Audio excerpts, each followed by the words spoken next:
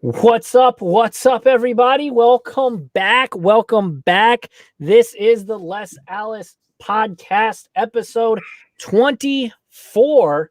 So excited to be here. As you can see, if you're watching this on the YouTubes, you can tell I am joined by none other than the man, the myth, the legend, Flipping Steve. How's it going, Steve?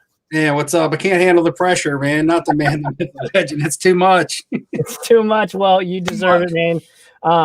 You're grinding YouTube. It's been awesome to see your growth on YouTube because you're so dang knowledgeable. But we've got some things we're going to be talking about today.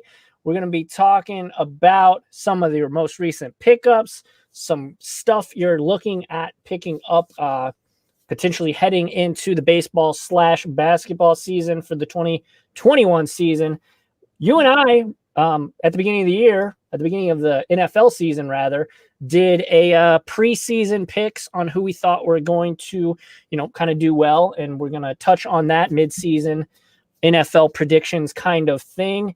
And then also we're going to talk about the massive buyout that happened at PSA. If you guys don't know, PSA was recently just bought, and it's a whole thing. It could have huge implications for the hobby. I'm really, really excited for this episode. I know it's been a couple weeks since I've been on with another podcast, so I'm really excited. Of course, at the very end, the live audience, we will have some questions and answer segment, and I also have some questions from the Discord. If you guys are not yet joined in that Discord, it is free. It is open. The LessAlex Card Bard Connoisseurs. It's awesome. We're talking sports cards and just chopping it up and having a good time.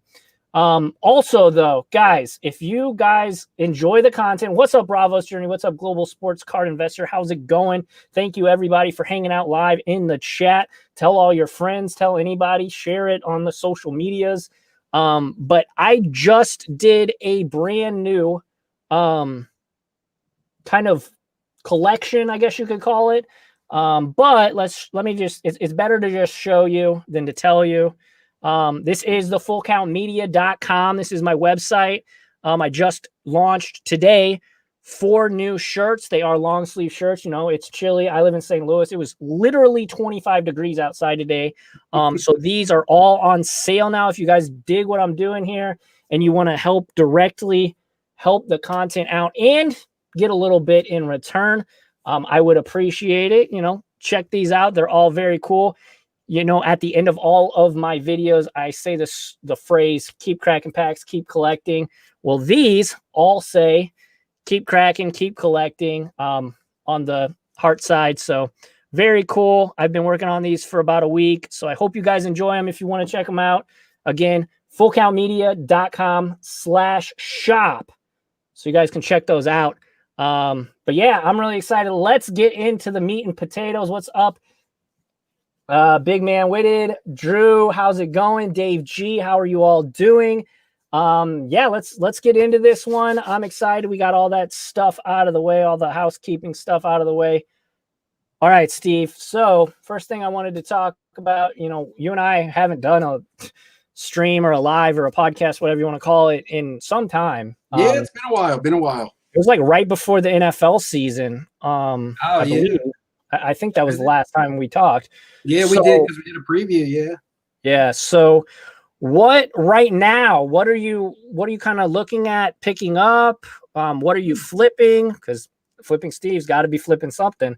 So if you want to share with these guys what you've been picking up recently, and then, then we'll talk about, Global Sports Card Investor. We're going to get to that a little bit later. So the sale of PSA. But yeah, if you want to talk about what you've been perking up and what you've been selling. Yeah, I haven't really been focused on any one market. I'm just picking up what I think has good price points. I picked up a lot of stuff that really kind of off the wall stuff. I did a recent video on that, like some stuff that's just really obscure stuff, because I've made some money off of some obscure cards that aren't necessarily on the market. I know everybody wants to talk about the NBA. Real quick, I'll talk about NFL. Quick. We're in the thick of the NFL season. Yeah, I'm grabbing some cards of just a couple players that I believe are solid playoff contenders, are going to be players pushing deep into the playoffs. At this point in the football market, I believe it's too late to prospect. Right. And usually around, week 6 in the NFL season, we kind of know what we have as far as the teams go. And in the NFL, I'll always relate players to their cards. You have to win in order for your cards to be worth money, even if you're putting up huge stats. Yeah. People tend to care less about you when you're on a losing team. So because they know you're not going to be that Super Bowl MVP that, your prices are at. So, and that was the thing. There were so many players coming in. We saw the basketball dip in the rise of football. Oh yeah. And it's happening now. It's just the inverse. It's the rise of basketball and it's the dip of football. It's just the way things go every year. There's still a little bit of money that can be made in football if you have some cards or if you're looking for quick flip guys. But you have to go for the guys that are on these strong teams making playoff pushes. Yeah. I went big early actually on Juju Smith-Schuster stuff, which has paid off for me because he's on a team that's been deep. He had a slow start to the season. Then he started playing big, especially in the Dallas game. They leaned on him a lot in that comeback. And his Prism card actually hit the top 5 on SCI's chart or whatever. So I was happy with that. Alvin Kamara cards are still pretty hot. I'm pretty sure – I haven't looked at Taysom Hill cards because he only has one rookie card, and that's a playoff contender from maybe 2 seasons ago, and it's an auto. So that card was expensive anyway because Saints fans wanted to eat that up. Even last year, that card was really expensive, even though he wasn't even a starting quarterback like he is right now. Of course, your guys on your Chiefs. Before that game the other night, I went and actually bought a couple Tyreek Hills, and then he had almost 300 yards and 3 touchdowns. The Tyreek Hills that I bought before the game, I could already double my money on after that one game. So I just looked at the national, that was going to be a big-time national spotlight game between the Chiefs and the Broncos. Bucks. But, the 2 quarterbacks, basically, Mahomes and Brady was the big talk.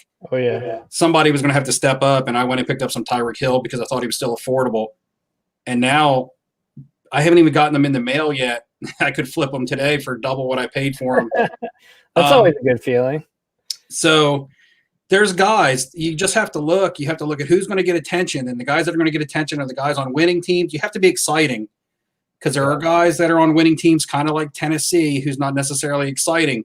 Derrick Henry, I think, is exciting being a football player, but it just feels like his cards don't get much love, even though that team is really good. The Browns play them next week, so it'll be the battle of the amazing running game. So we shall see.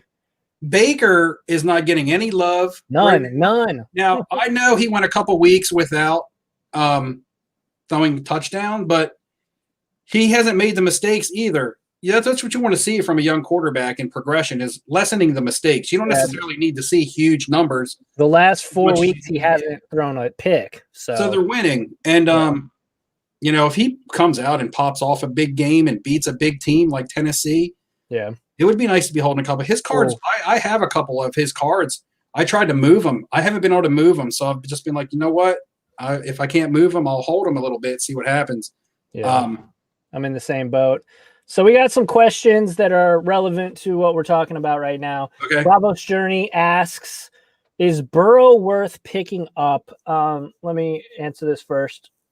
I believe Joe Burrow is potentially the next guy, right? I think he has all the makings, obviously the ability. He's got a cannon. He's got the swag. All of the stuff that I like investing in sports cards wise, he's got. So I think if you believe that he's going to come back strong, you believe that he, is going to be that guy that we all kind of think he is, then I think right now is an excellent time to pick Joe Burrow up. So that's kind of my answer. I don't know what your thoughts are on Joe Burrow. Obviously a massive injury, but I agree with everything that you said, and he has the excitement factor. Right. The only thing is I wouldn't buy him at the moment because actually his prices haven't come down. Yeah. I would. Yeah. I would wait until they start to dip because they will. They will. Surprisingly enough, even with the injury, his cards have just held baseline. So it's like you would think that they would have taken a dip, but they haven't, because I think everybody is thinking like you and I that he is going to be good. Yeah, yeah, that's fair. And always in the off season, wait for the off season, wait for the next draft class, because that's when the hype rolls over into Trevor Lawrence, Yep. and then you can grab some of these quarterbacks that are right now. Even Justin Herbert's hype will fall down because the Chargers aren't going anywhere. Yeah. Come playoff time, okay. Here's a really quick example. Lamar Jackson was the league MVP last year. And when they were eliminated from, and I know he's terrible, he's been bad this year. Yeah, but his card skyrocketed. And when they were eliminated from the playoffs, they absolutely tanked for like a week. The week between the time that they were, or 2 weeks maybe, the length of time that they were eliminated and the length of time before he won the Pro Bowl MVP. Mm-hmm. And I know the Pro Bowl doesn't mean much, but it's still attention. It's still notoriety. So people forgot about him for that 2 week period that they were eliminated. And then he really had a good buying window for 2 weeks. And then he won the Pro Bowl MVP and his stuff shot back up. People are like, oh yeah, he's good. And we're just going to hold his stuff till next year. So I just remember that window because I luckily bought 3 prisms in that window.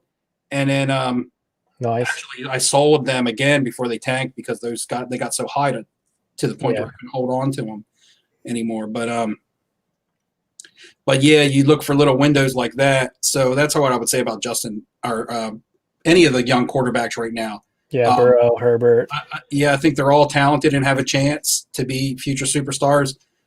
But right now, there's so much hype. The Prism product just came out. So not only are you paying hype on the player, you're paying hype on the product. It's just a double-edged sword right now. I mean, doesn't Prism like actually officially come out like tomorrow?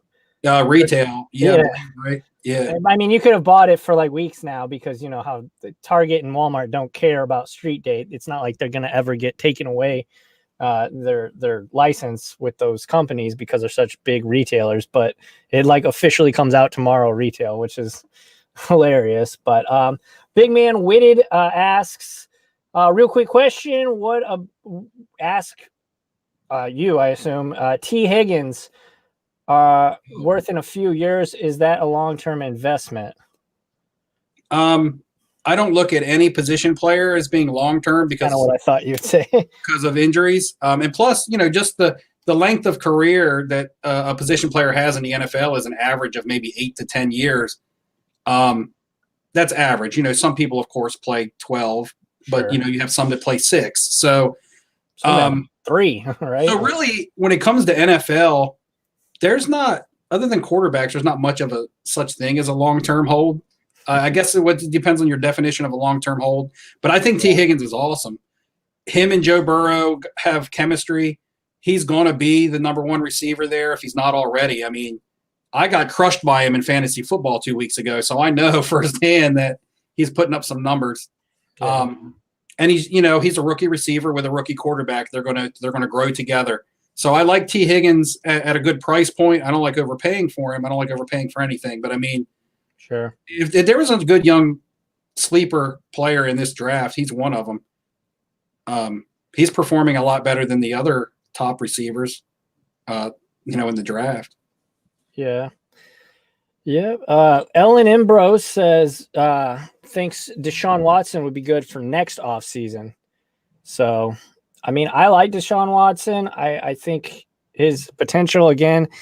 He's like kind of in the same boat where Baker is a little bit, just that it's kind of make or break, right? Mm-hmm. So, what are your thoughts on Deshaun Watson? For me personally, I'm speaking personally for myself. My Deshaun Watson boat has came and it's sailed because he was a investment of mine this spring. I bought the last card show I was able to go to because of COVID, March 1st. Mm-hmm. I bought every single PSA 10 2017 Prism of Deshaun Watson that I could buy. Every one that I found, I bought. And I only found like 5 or 6 because I was at the card show on Sunday. Everything had been looked over. But I was buying them for $125 a piece. already graded in a PSA 10, and that's what they were going at. Basically on eBay, they were going for 150, 160, but at the card show, I was getting some deals. I was buying multiples off certain vendors, so they were giving me discounts. Absolutely. And when that card hit like $650, I sold over one of them. I just couldn't warrant holding a $125 purchase when they hit 650. And that was before the season started. So I didn't have any shares of Deshaun Watson once this season started. And I don't see myself getting another flip opportunity on him like that. It's hard for me to go back and buy him now for 3 times the price that I bought him for once. Yeah. You know what I mean? So for me personally, that's just a personal thing to me. I think he's a great player. I would have liked him better if he wouldn't have extended his contract in Houston. Mm-hmm. I think for his hobby value, if he would have became a free agent and generated some hype and some interest in the free agent market, you know, you could have had teams like New England looking at him, and then his cards just instantly triple in price. So I think staying in Houston hurts his hobby value. Doesn't hurt his value as a player, just hurts his value as someone who's going to go deep into the playoffs or win a Super Bowl MVP or a league MVP or something like that. Yeah, I agree. Dak Prescott and Zeke Elliott for next year, Bravo's Journey says, I've always kind of liked Dak Prescott. I know he gets a lot of hate. I mean, obviously, as the Cowboys, you know, quarterback, if you don't win a Super Bowl, you're going to get a lot of hate. That's just how it goes. And then obviously, I think Zeke is one of the best running backs in the league. There was a lot of people saying that he was the best coming into this year. Obviously, I think Derrick Henry and Nick Chubb, throw Nick Chubb's hat in that ring, are 2 of the best. But I like both Zeke and Dak. I don't know your thoughts on those 2. I love Dak. Well, I don't love him, but I love his cards. I think he'll have I think he's a good player. Of course, being in Dallas, there's doubts around him. I think right now you'll be able to get him at a good price point. That's one of the reasons I really like him. I was buying him coming into this season. I bought him the night of the draft. As soon as they drafted CeeDee Lamb, I sniped every Buy It Now Prism PSA 10 off of eBay because I thought that it would generate some hype, which it did, but I sold them before the season started again. I don't like carrying much into the season on a player that I don't think is going to be a Super Bowl champion or an AFC or in a title contention. So, but he's a great player. I'm left holding about 4 PSA 10 optics of his, but that's okay because I got in on him for like $60. So I wasn't able to move those before the injury. I like him as a buy if his price point is right. I think I firmly believe he'll come back because he's got good work ethic. He wouldn't be the starting quarterback coming from where he was drafted and stuff if he didn't really work hard to be good. So, and his contract isn't resolved yet. He could land somewhere else. If he stays in Dallas, it's good either way. If he stays in Dallas, that's good because it's a big market. And if he goes somewhere else, that's going to generate even more hype for another team.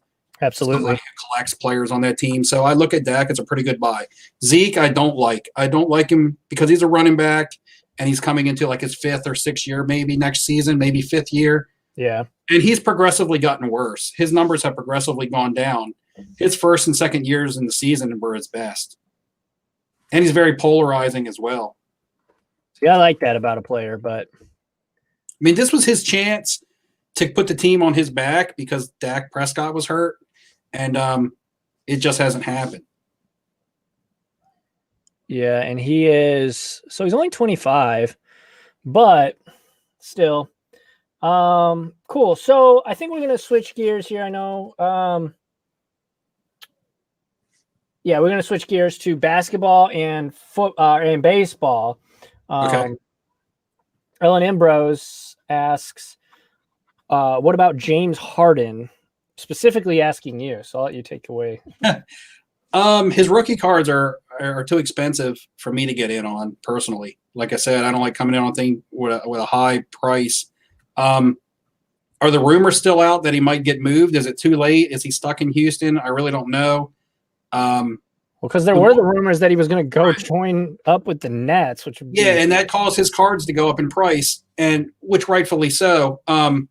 Whenever I evaluate a player that's already established and has a legacy behind him, we kind of know what his career looks like.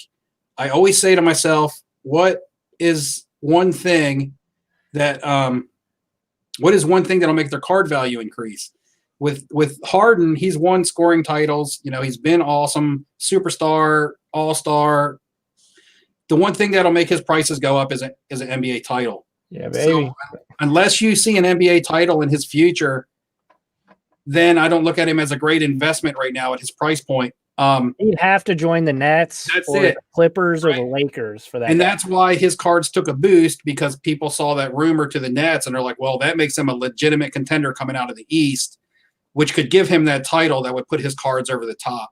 If you want to buy some other stuff, like some nice hollows or some stuff in his, well, I mean, if he leaves from the Rockets, then first Rockets uniform type stuff, which is be like a nice 2012 or 2012 select silver in his first Houston Rockets uniform would be a nice card.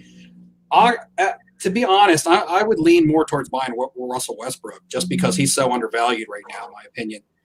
I agree.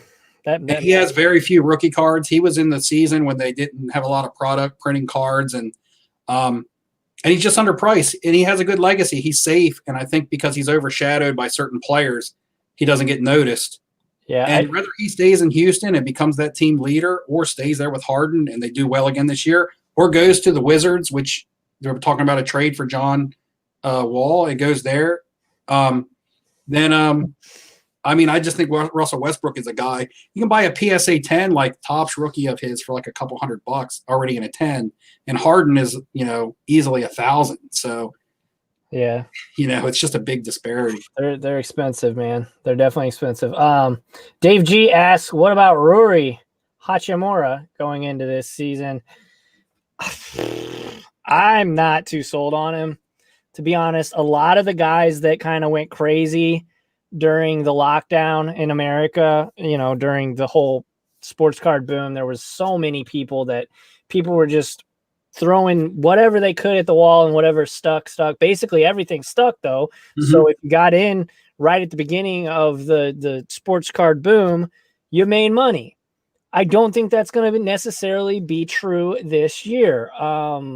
I do think I don't think there's going to be a collapse or anything. I don't think, early 90s junk wax stuff is going to happen, but I don't think that, guys like Kobe White, some of those like lower end good, like they did fine, they did well, but I mean, literally everybody, you were making money off everybody this past year.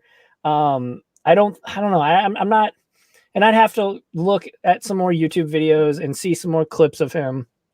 But I'm not sold on Rui. That's just me. I don't know your thoughts on him, but yeah, I think what we're referring to is the market's not going to be as reactive this year. Yeah. Well, because they only needed to react for like a month and a half. Yeah, and it was like somebody could put up a monster game, and the next day their cards were just flying like crazy. Bowl. Remember that? Yeah, the Bowl. I always refer to it as the Bowl incident, but I'm tired of picking on Bowl, but poor Bowl. But yeah, and you're right. Now, if some of these players can sustain some good games over time, and you can see that they're the way that their team is going to go. The team has a lot of faith in a player, and they're going to, so the thing that I do like about Rory, and I have picked up some of his, but I haven't gone heavy. I've just been buying the PSA 9s because they're just a really good deal. I think you get a PSA 9 of his for maybe $30. So, in a Prism. So I like Rui just because of the international appeal. He has that extra added, being the first player from Japan in the NBA. And if we ever have the Tokyo Olympics, I believe that's a big, just a big hype. There'll be a lot of buzz generated around him. Sure. Whether he's being bought and sold here in the States or not. Kind of like Yao Ming effect back in the day. Exactly. Yes. Yao Ming was excellent, and the NBA did an excellent job with connecting with the Chinese market, but and I just don't think that he's going to be as good as Yao was damn good for a pretty long time. Was good. So. Yeah, I'm not saying Rui's going to go out and be an all-star or anything. Do I think he can average 18 points a game? I just do, because he'll probably be their starting power forward, Yeah. And he's on a team with some good players. Bradley Beal is good, but Bradley Beal is going to be the scorer. Roy had a good bubble because Bradley Beal was hurt, and he got a lot more opportunity, and he was putting up 20 points a game. He needs a little bit more development. So it just all depends on what, and he's on the Wizards, so that kind of hurts him. Yeah. But I do like the international appeal. So at a decent price, I wouldn't go pay $100 for PSA 10 Ruiz, but if you can find some for a good price, I think there's money to be made. Absolutely. I mean, I think that's I think that's true with any lower end star. As long as you can get them at the right price, then the answer is always going to be yes. But if you're paying market or especially above market price, it's going to be a no-go. That's a no for me, Bob. You can't pay the hyped price. Yeah, you can't pay the hype. If you pay the hyped price, then you got to hope that they live up to the hype. Then you got to ask yourself certain questions like, what team is he on? Who does he play with? Is that going to allow him? Is he going to get minutes? Is that going to allow him to live up to this hype that's already been baked into his cards? Absolutely. Now he's got to live up to the hype before I can even profit. However, if you can find something, a card that's not hyped up so much, it's not as hard to flip it. Because then when they have that first big game, you're not invested into the first big game. Exactly. Yeah. So L&M Bros, it is funny. We were talking about this before we went live. Says, watched your video yesterday. I'm trying to buy a couple of 9.5 BGS and crack to flip them. That's funny. You guys should go check out one of Steve's most recent videos. Good stuff. Go follow him, subscribe to him, all that fun stuff. All of his information is in the description below. Flipping Steve is the name of his channel, by the way. We have another one from Big Man Witted over on Twitch, which, guys, we are multi-streaming this on YouTube, obviously, Periscope, and Twitch. If you guys want to see me play games every once in a while, I do stream on Twitch occasionally, so follow me over there. Same thing, /LessAlex. But Big Man Witted asks, NBA, any less well-known cards, first-year team cards, just not as well-known. Either of you predict that would go up? For example, the LeBron that was in the first Lakers uniform in my video. Yeah, I mean, I personally, and I've been very consistent with this.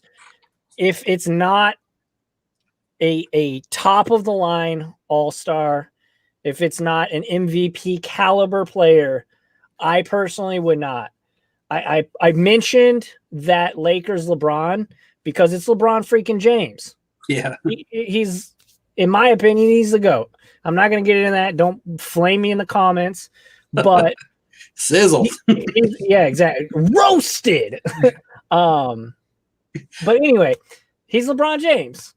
Guys like Steph Curry, guys like KD, Michael Jordan, obviously. But I mean, he only played for one team, really.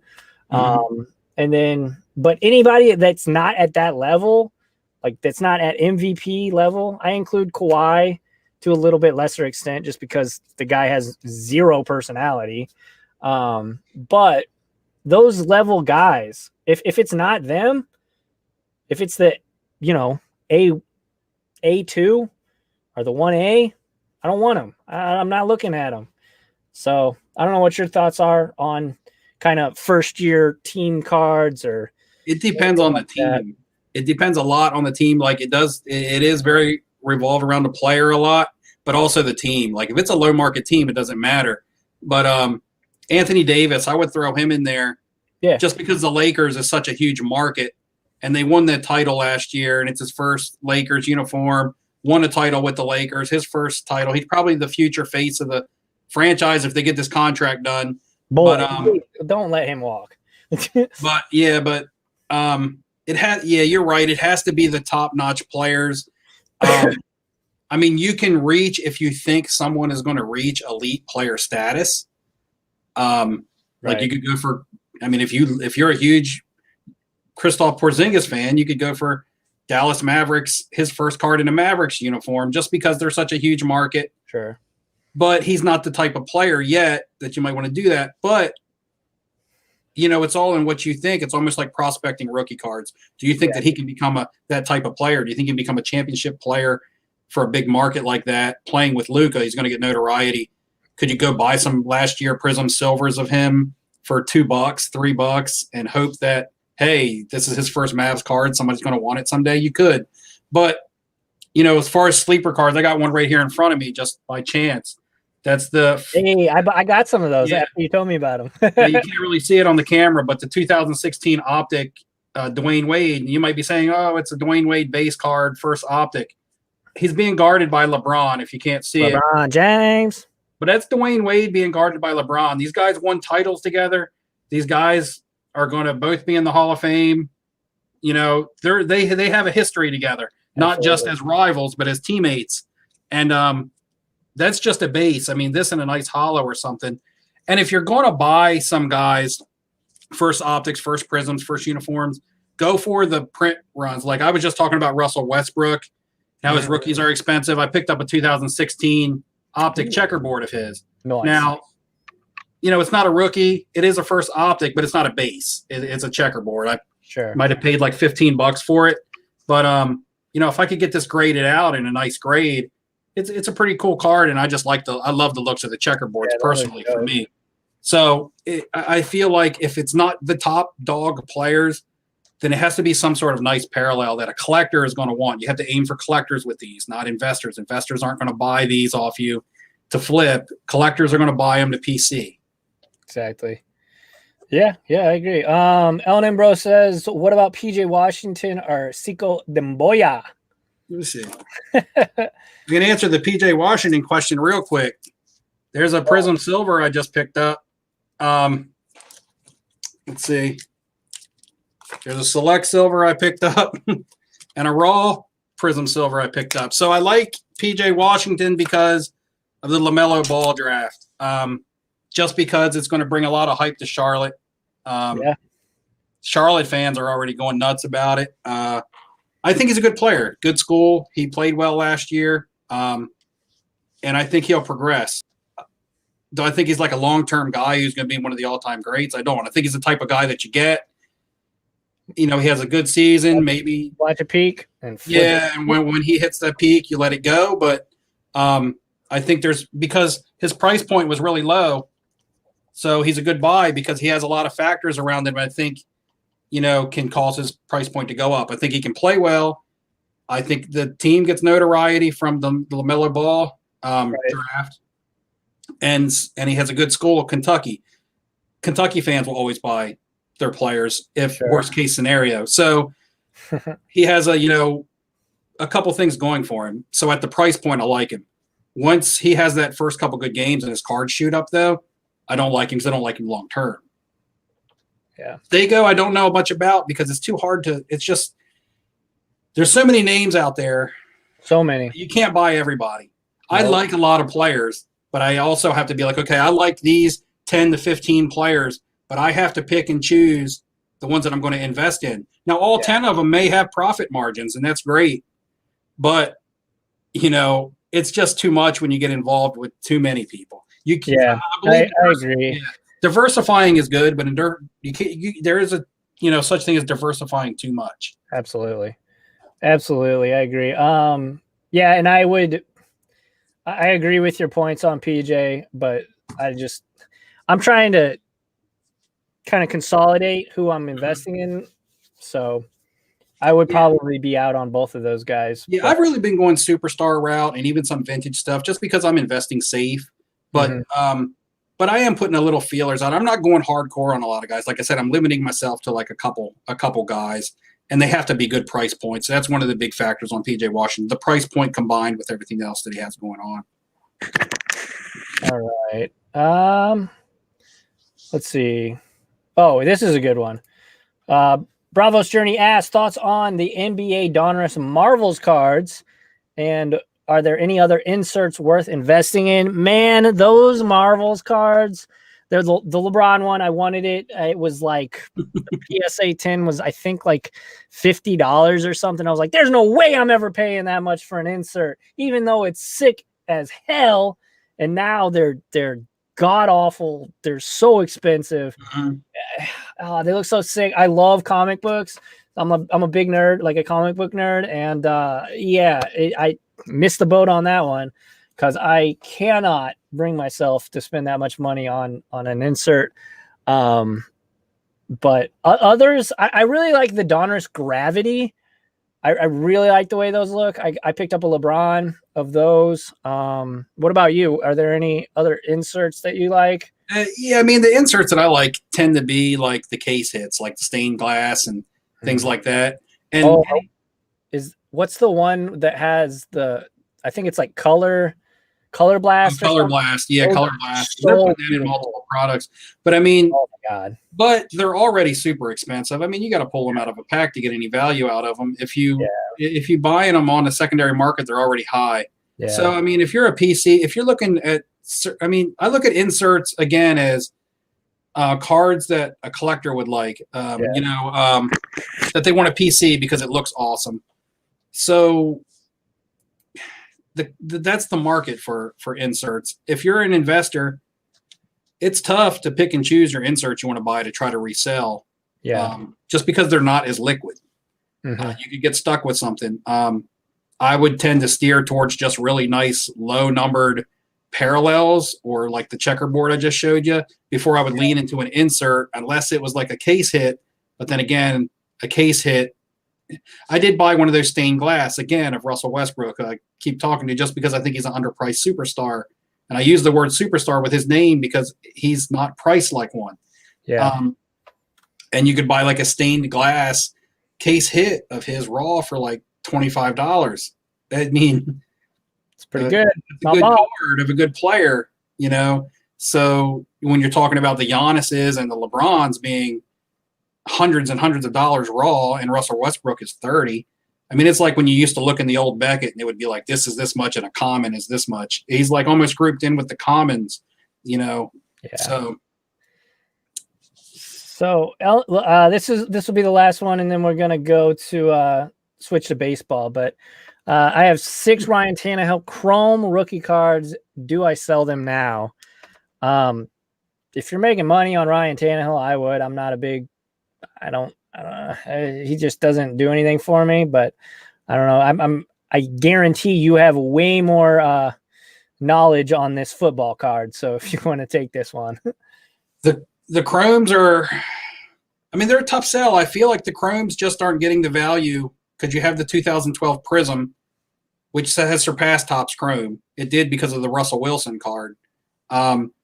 I have Ryan Tannehill contenders. I actually only have one left. I sold them last season. That's what got me back into flipping. A lot of people know that story, but Ryan Tannehill was my saving grace, basically. Being a Dolphins fan, I was loaded with his 2012 contender ticket autos. And let's go. Yeah, and then when that happened last year with Tennessee, I had all these old Ryan Tannehills that were pretty much worthless. Skyrocket. I was dropping them for $400 a pop, and then buying two Patrick Mahomes rookie cards to replace them. I was taking $400 from Ryan Tannehill and buying 2 PSA 10 optics of Mahomes for $200 a piece. Not bad.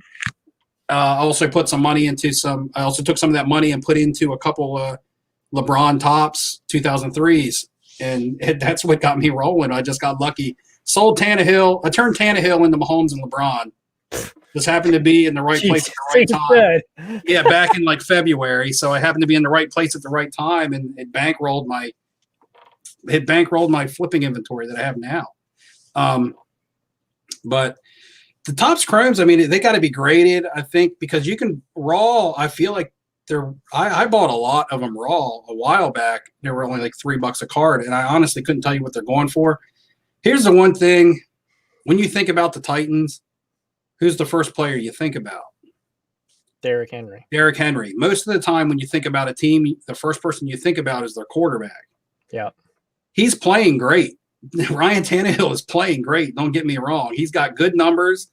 I mean, if you're a fantasy starter in fantasy football, then you're putting up good numbers. You have to be a top 12 number quarterback in the league to be starting as a fantasy football quarterback, and he is. However, he's overshadowed by the dominance of Derrick Henry because Derrick Henry's just so freaking he's beast. Yeah. So I think that drives down the value of Tannehill's cards because look at it from this way really quickly. Jimmy Garoppolo cards last year were worth a lot. I mean, his cards were going up. Now, of course, he was going to the Super Bowl, but his numbers were not there. That was a defensive team. Nick Bosa was worth money, actually, because he was the face of that team, and their defense is what carried them. Their running game with the three-headed running backs, Mostart and Coleman and Breida was there last year. Those were the guys. That was the reason San Francisco was good, but Garoppolo cards were valuable because they had no guy standing out. They had a three-headed monster and a good defense. Yep. With Tennessee, it's the other way around. Derrick Henry is the guy that's standing out. So Tannehill isn't getting the attention that Garoppolo was getting last year, even though Tannehill's numbers are like 3 times better than Garoppolo's. Yeah, I would definitely personally, if you're making decent profit margin on him, I would be selling. But so we're gonna switch gears again. I just want to talk quickly about baseball. If you guys have any questions about baseball, let me know in the live chat. Because I would definitely like to talk some baseball. But hold on, we're getting questions here right at the. What's your favorite, most profitable pack series boxes and whatnot for baseball? Well, I mean, the go-tos are Bowman Chrome, obviously. I personally like Topps. This most recent season, it was weird because they didn't put a lot of the call-ups rookies in update, so update was kind of just a hot dumpster fire. And series 1 was like the standout, which that's usually flip-flopped. So for me, 2020 series 1 was like an awesome set. It had with the exclusion of Luis Robert, it had a lot of excellent rookie cards in it. But I'm looking forward to hopefully seeing some of the guys that should have probably been in update in series 1 2021.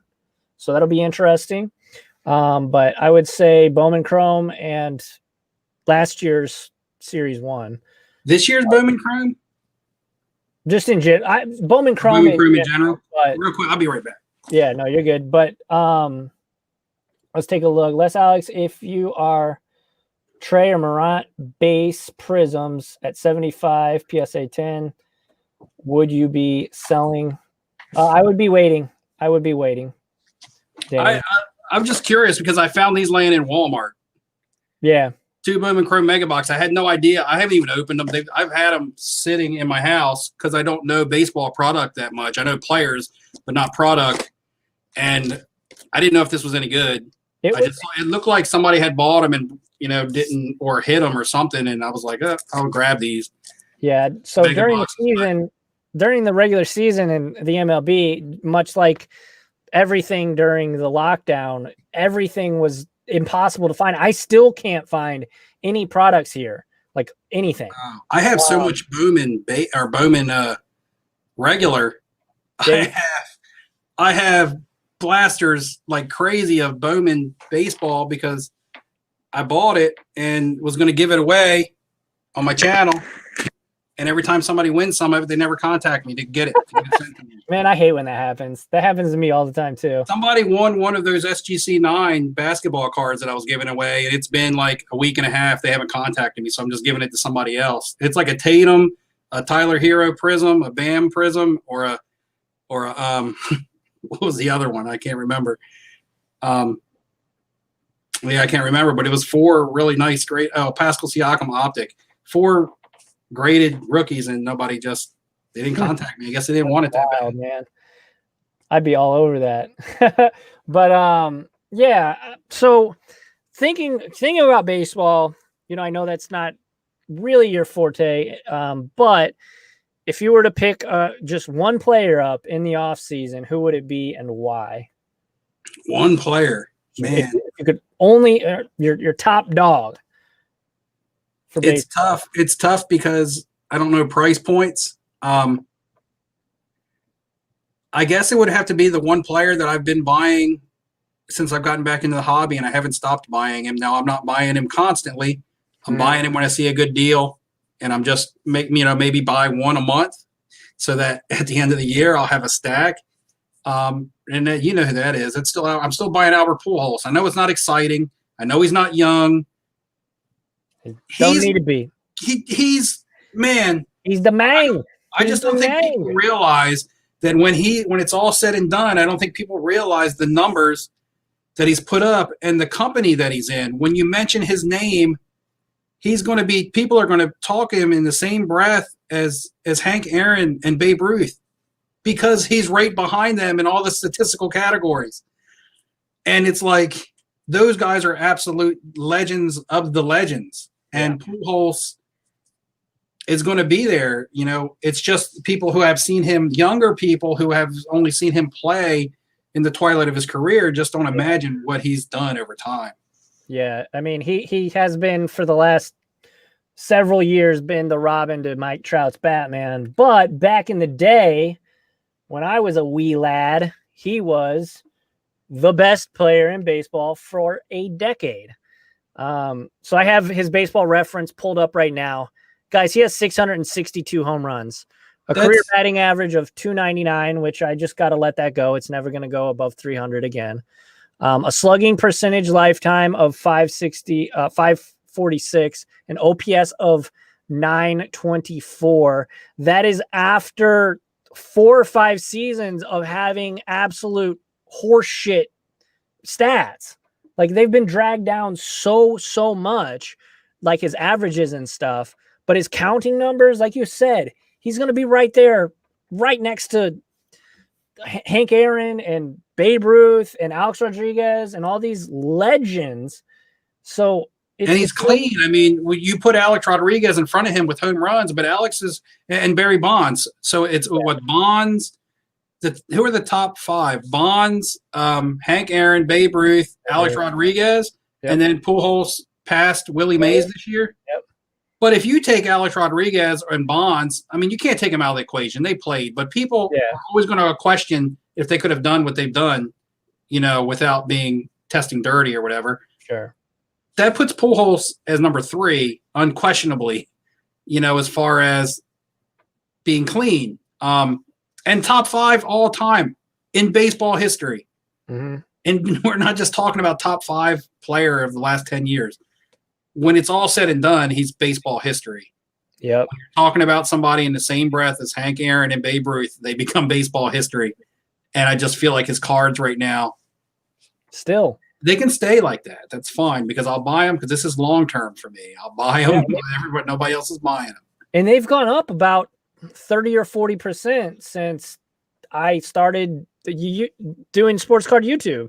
Mm-hmm. And it's ridiculous. They're slowly going up, and that's what happens with these vintage superstars. They go up gradually. They don't hit these peaks and valleys like you see with these modern-day stars, but they gradually go up, and they never really go down, because they just have that floor of everybody knows what they've done, and they gradually go up and up and up. Yep. Yeah, no, that's excellent. I'm thinking, I mean, I'll always, if I see a good deal on Pujols, I'll definitely, I mean, him and Ozzie Smith are like my 2 favorite players, and Yadier Molina are like my 2 favorite players of all time, or 3 favorite players of all time. Mm-hmm. But in terms of like for next season, in terms of like kind of hyped, exciting guys, I'm looking at Fernando Tatis Jr. The guy, I love it. Absolute hype machine. Mm-hmm. The bat flip from hell against the Cardinals last year in the playoffs, or this most recent season in the playoffs. I mean, he's exciting. He's got all the tools other than, I mean, his defense can be a bit shaky, but he has improved it quite a bit. So I'm really in on him. I think he's going to be the face of the entire MLB. You can say all you want about Mike Trout, but I mean, you see Mike Trout walking down the street in LA or in Anaheim, I guarantee you over half of the people that see him are not even going to know who the hell he is, because he's just so soft spoken. He doesn't care enough to really promote himself or do anything for his brand. But man, Fernando Tatis is the exact opposite. He's got swag. He does the bat flips. He swings on, 3-0 counts and hits grand slams and stuff. It's awesome. I love it. I love everything about it. Unwritten rules of baseball are hot garbage, in my opinion. All in on Fernando Tatis Jr. Yeah, so, if you're asking me to pick a young, exciting player, it's him. Yeah. I unfortunately have no shares of him right now. I did early. I bought a lot. I bought a lot of his heritage, which I've seen you picked up a couple of those recently. Yeah, I've got 4 or 5 now. So yeah, I was buying those PSA 10 heritages back when they were like $30, and when they hit 150, I sold them all off. I just couldn't take 5 times my money. I had to take it. Looking at it now, maybe I could have kept a couple. Then again, you never know what's going to happen this year. As far as potential goes, I think he's great. Actually, I don't do a lot with baseball, but the Padres, my camera keeps fogging up, but the Padres was a team that I actually hit on this year. Going in, they were the team that I picked to be a sleeper team to make a run, and I looked for Tatis to be good, and I also said look for a bounce back season from Manny Machado, which it kind of happened. He played really well. Yeah. I knew what he could do because I'm a Baltimore Orioles fan. Yeah, you had those tucked away. Yeah, and I had some Mannies, and they did well. I like that team. I like Tatis. Dude, I like Machado. The Mannies, I think I got a couple of the PSA 10s for like $25 or $35. Yeah, they were dirt cheap. As soon as they hit $100, I was like, all right. Yeah, they were dirt cheap, and then he had a good year. I think Tatis and Manny go together perfectly too. They complement each other so well because they both such a competition. Manny. They both play there in the infield. They both play there in the infield. They both got kind of like a swag or even a little bit of an attitude about them. I mean, to me, they just make a good tandem there in San Diego. They like if everything goes the right way. Say the Padres win the World Series next year, which I think is possible. They do need a little bit of pitching help, I believe. But say they do, that they could be the most hated team, which is I was going to say those are 2 players because they go together so well because they're easy to hate, but they're easy to love. Like you can hate them or love those guys. Well, in Manny, everybody hates Manny. Everybody hates Manny. Yeah. And then Tatis did some things this year that had turned, had people up in arms, the grand slam and, the bat flips and stuff. But I mean, I just feel like they complement each other. Like they're like the nasty boys of baseball. Yeah. They're like the new Bash Bros. It's good. It's good for the sport because the sport has gotten a little bit boring and a little vanilla because they don't market their players at all. They don't like the NBA, anything like that, Yeah, I agree. I think they're like the new Bash Bros. It could be really fun. I'm not a Padres fan, but they are fun as hell to watch. Yeah, they make me like the Padres though. I'm not a Padres fan, but they make me like those new sick uniforms, like taking it back to like Ozzie Smith days. Yeah, they look good. But I'm excited for that team. I think even if they play well next year, which I think they will. It's going to be fun because Manny Machado, everybody hates Manny Machado. There was all that stuff talking about how he doesn't play hard in the playoffs. When he was playing for the Dodgers, he wasn't running hard or running out. And then he said that thing where he was like, I'm not going to, I forget what he said. I don't want to misquote him, but people were like, yeah, he doesn't play hard. But I don't think that that's necessarily true. I think that oftentimes the media takes, one little comment and takes it out of context. But, hey, but because he was it's good. He was the front runner this season early for MVP, and then he started to kind of slump, and then that's when Tatis started going off, and then towards the end of the season, the roles reversed again, and Machado was killing it, and Tatis fell off. So I think they kind of drive each other to play better. Yeah. So it's awesome. It's awesome. Best pure hitter in baseball is Juan Soto. I definitely think Juan Soto is another guy who's super investable. My big issue with him is he just doesn't have anybody to protect him other than Trey Turner. I know everybody is in love with Trey Turner right now because he hit 360 or whatever, but I would pump the brakes on that because it was a shortened season. I'm personally not high on Trey Turner, just based on what he's been in his, short 3 or 4 year career. It's just, I'm not excited about him. He's like a career 260 hitter. Soto's got all the talent in the world. I like him as a great player, but just like you said, and also I live about an hour to an hour and a half from Washington, D.C., and nobody talks about the Nationals.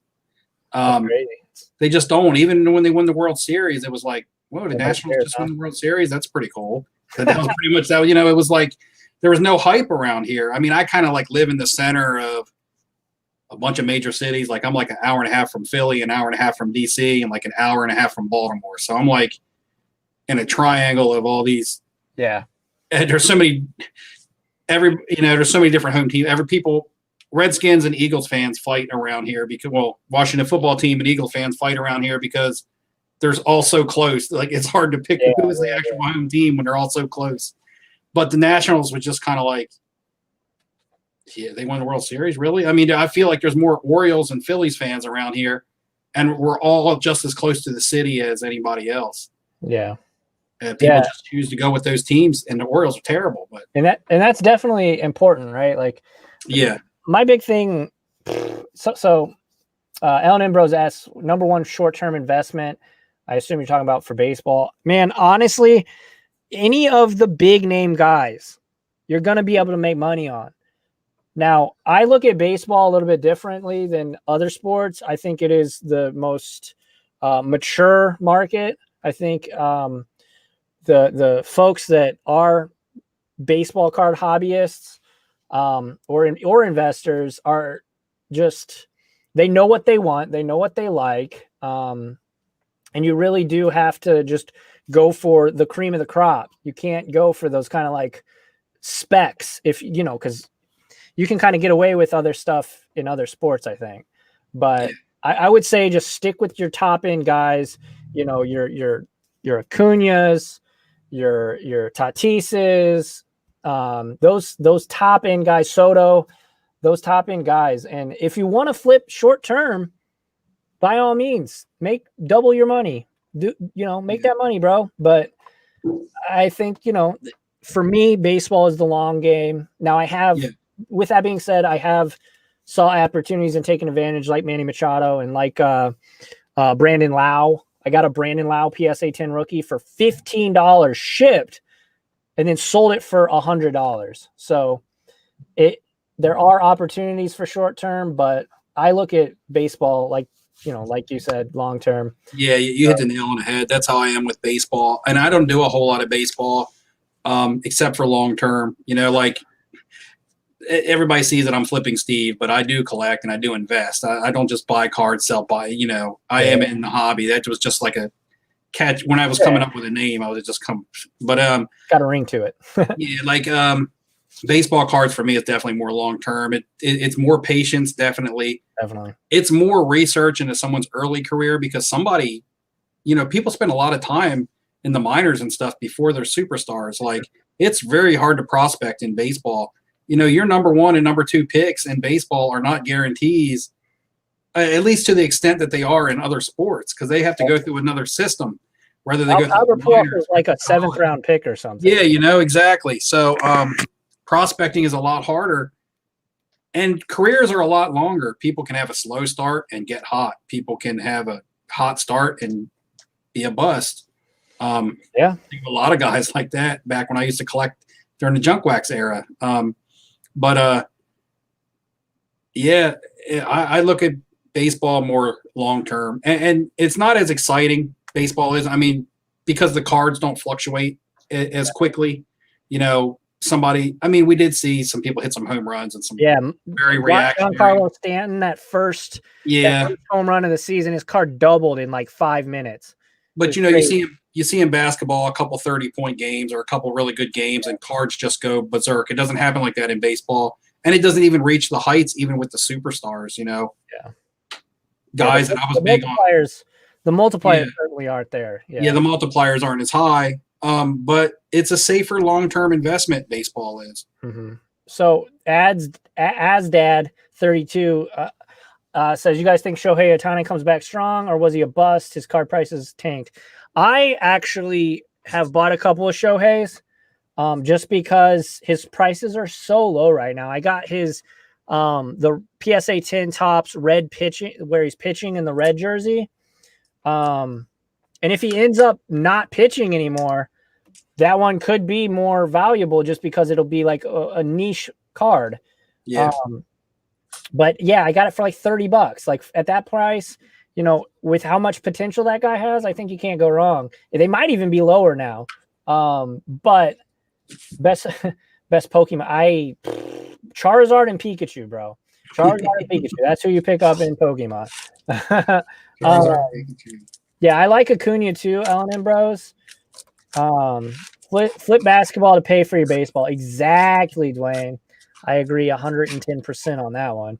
Well, I had to add to that, flip these young guys that are like 1 week wonders or maybe a 1 year wonder or something. Yeah. Flip those dollars into your legacy players. Absolutely. Flip your Brandon Laus into Albert Pujols, right? Yeah, sell $500 worth of who's going to pop off maybe. Sell $500 worth of Roy Achimura if he pops off and go buy yourself one Kobe. That's the way I like it. Yeah, that's it, and that kind of goes for every sport too. Yeah. So, all right, I think we kind of covered. Somebody asked about soccer. I honestly haven't even thought about soccer. I've been paying attention to the Juventus games, but in terms of sports cards, I have my cards listed. They're just kind of sitting there, to be honest. So, I don't know. But have you been doing any more buying or selling? I know Maradona just passed away, so I saw you post that. But oh yeah, I got it right in front of me just in case we talked about it. My Maradona sticker. Yeah. Just because I just want to show it because he passed away. I got my 86 World Cup. That's the year that he won. So that's the only year that Argentina that he won a World Cup. And so this sticker is pretty relevant. And, of course, the rookie sticker. This sticker is actually so relevant that they make a reprint of it. So you got to be careful. The back says World Cup story printed in the 90s, which means basically what they did was they took all the Panini World Cup winners from like the late 70s through the 80s, and they made a set called World Cup Story where they used the exact same photo for the front, but the back says World Cup Story printed in 1990. So even like a 1978, like Zika or what's his name? Can't think of his name right now. Johan Cruyff. Cards like that, you got to watch out for their really good World Cup stickers because they got that reprint printed in the 90s because they took like the iconic World Cup original sticker that they had and reprinted them. You got to be careful what you're buying. So Mike Levinson says, "Sub gents, is it a bad idea to buy a case of Topps Chrome? For value, if you're trying to make money on it, I would say yes. But if you're just ripping it to have fun, you have the money, that's part of your disposable income. By all means, have fun. I personally just buy a lot of retail. If you guys look on my channel, I think I've cracked maybe 1 or 2 hobby boxes on the channel. But I typically just stay to retail. It's cheap. It's kind of a, my store actually has something. Let's just pick this up. But if you're prying for value, I want it unless you're going to do like some kind of group break or, sell spots or something like that. But I have this. I still have this sitting on my stand. I think this is a 2019. So this is Tatis right here. There we go. Maybe got a Tatis in this hanger. Who knows? That'll have to be your next giveaway or something. That's pretty good. I think I might do a Christmas live stream. I've thought about it because I got a lot of just retail products sitting around because I buy it and I don't open it. I buy it to give away and then I can't give it away fast enough. So it's like I might do a Christmas live stream and just like bust stuff and give it to people. Yeah, that's a good idea. That'll be fun. So we are already an hour in. We've been sticking to our little script here very loosely. But we kind of been doing Q&A the entire time. So if you guys have any last questions, go ahead and fire them off. Thanks everybody for watching. We are, I try and keep these to about an hour long. especially when it's this late. I am in the central time zone, so it is about 10 o'clock. So it's getting a bit late. But yeah, no problem, Mike. Thanks for hanging out. Let's see, season 1 and 2 rookies hyped right now.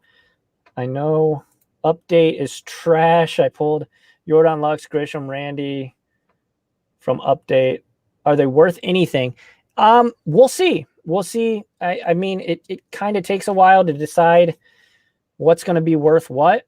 I would say this season is very, very unique circumstances. I personally would go with the Series 1, but, I kind of I kind of go off and dance to the beat of my own drum. So, but if you guys have any other questions, get them in now. I appreciate everybody hanging out in the live stream. We got up to about 35, which is absolutely amazing. If you guys haven't yet, go on over to Flipping Steve's channel. That is in the description below. You can check that out. Flipping Steve, you can probably just search it on YouTube and find it. Close to 2K, aren't you? Yeah, I'm getting there. I think I'm pushing 17 right now, so that's cool. Not trying to, You're getting there, man. It's fun. I've enjoyed doing the whole YouTube thing. If you guys have noticed, which you probably have, I haven't been putting out nearly as many videos. It's just because I was going hard, you guys. I was doing 5 or 6 videos a week and just been kind of pumping the brakes. It's cold down here, so it's not so happy whenever it's, nice and sunny, 85 degrees out. So it's been kind of pumping the brakes on the content, but I'm still coming out with at least 2 pre-recorded, and I'm going to try and do at least 1 live video. I think I'm going to be doing another live cop. So we'll be going on eBay, spending some money, be fun. I had crazy good turnout the first 2 that I did. We got that Brandon Lau for $15. So that was an awesome time, but that'll probably be maybe Sunday, probably closer to Wednesday though. Probably looking at Wednesday for that. And again, if you guys want to help support the content, the best way, I just launched the new t-shirts. Keep cracking, keep collecting t-shirts. They are long sleeve tees. So if you guys want to help support and get a pretty dope piece to your wardrobe, check out fullcountmedia.com/shop. Those are live now. I appreciate everybody for hanging out. Oh, a couple more questions coming in here late. What do you think of Landry Shamet? Did we already talk about him? No, we didn't. Landry Shamet. Yeah. I know that he went to the Nets, but I don't know a whole lot about him. I think when he was playing for the Clippers, he was more of a defensive player off the bench. He could make some shots. With Paul George and Kawhi there, wasn't really a lot to go around. Yeah. Kind of going into the same situation, with Kyrie and Durant, how much is going to be there left to go around, especially if they bring in Harden. They're going to be fighting over the ball. So he going to a good team, but I really don't know how much opportunity he's going to get. You need minutes, and you need opportunity. I would probably pass just because Kyrie and KD those are gonna be the guys. Because look at the other guys that were on the Nets, Karis LeVert, Spencer Dinwiddie. I mean, those guys were good and they put up some numbers. Most of their numbers came in the absence of those other players, though, and their cards never really took off to where you really want to invest in them. And now, the Nets had like 1 bench player heading into the bubble. Like, it was crazy because Kyrie opted out. So it was ridiculous. Last question here. I'm going to call it here. Back to Pujols real quick. His Fleer Traditions rookie card. A good one if you can't afford his Bowman. Towards you too. I'll show you a couple of tonight, man. Everybody wants to talk to you. That's fine. I can show you a couple of Pujols that I really like. I'll show them to you because I don't like to just talk about something. First of all, this must be the Bowman he's talking about. Oh, it's such a good card. This is a PSA 10. I grabbed this so long ago. It might have been $200, man. I was so lucky. I love, and I told a story about this card in a video. This isn't a PSA 9, but this is the Fleer Legacy. Okay, now I like this one because it's serial numbered out of 799. But the story behind this card is that it was originally issued with a plastic film on the front, and it said you have gotten an Albert Pujols rookie auto redemption. Send it in with the film. We'll send you back this card autographed. What happened was Fleer, I believe, went bankrupt before all the redemptions could go out. Yeah. So there's fake autos out there. What they did was they got the redemptions back, and just some people at Fleer or whatever signed the Pujols on it and sent it back. So there's 799 of these printed. There's estimated to be about 200 autos that are legit, and about 150 to 200 autos that are not legit. And you can read this article. I had a friend of mine who got it redeemed. He just recently sent it to BGS, and they sent it back and said his auto was fake. So he's a victim of the fake auto. That's rough, dude. So you got about 200 of these with a legit auto. You got about 200 of these with a crap auto that makes it absolutely a crap card, and which leaves about 300 of these left with no auto. So even though it's serial numbered out of 799, there's about 300 of these in circulation. Yeah. 500 total. 2 with an auto, or about 200 with an auto, about 3 without the auto, and the other 200 to 300 of them that were produced or crapped on with fake autos. So this card right here is nice. Pop reports are really low, and it's really affordable for the pop report. How much can you get that for in a 10? In a 10, I don't know. This is a 9, and I might have paid like $200 for it. But I just believe with the print run on, I think a lot of people don't know that about this card. That's a secret. Unless you've really done research and read about this card. And I didn't know about it either until my friend got his fake back. He sent it to BGS because I wanted to buy it off him. I was like, man, sell me that Pujols auto legacy. And he was like, no, I'm getting it graded. And then when he got it back, I'm like, well, man, I'm sure as hell glad you didn't sell it. Yeah, I don't want it now. Yeah. And then another one that I really like, and this is a PSA 10, is the UD Sweet Spot. I like that. It's numbered out of 1,500. And when you look at the SP Authentic in a PSA 10 sells for probably like $3,000. And it's numbered out of 1,350. This, again, is an Upper Deck product, just like SP Authentic. It's numbered out of 1,500. So it's only 150 more of these made. However, this one is like, like only a couple $100, like $300, $400. Now, $400 is not cheap. Right. However, in comparison to a $1,300, in my opinion, in comparison to a $1,300 SP Authentic that only has, that is also serial numbered to about the same amount as this one, made by the same company, both with a really good picture on it. The differentiation in price, to me, is people just don't realize that this one's $3,000 and this one's $400. They're almost the same card, almost the same print run, same company. Mm-hmm. I just believe that this card at $400 is an easy double up. And come baseball time. Or I like that one because he's in his home uniform. Yeah, I feel like all the cool photos are of him in his away uniform, but all of the I want to see him in the with the red helmet. I hated in the late 90s and early 2000s. Mm-hmm. They wore that navy helmet. I never understood that. I have an away hat. I like the hat, but like the helmet, it needs to be red, not that navy blue crap. I like all of the 2001 Fleer, the Fleer products that are serial numbered. Fleer Focus, Fleer Triple Play, I believe. There's a couple different ones out there. Then I just love the serial numbered stuff because that it's a limited print. Yeah. Even though some of them look like they're drawing, and the price points are better on them. And I think in the long term, they have the better end game. If you can't afford a rookie, and I know people don't like Panini baseball products, but the 2012 Prism, if you can find it in a color or something, like I have a green one here,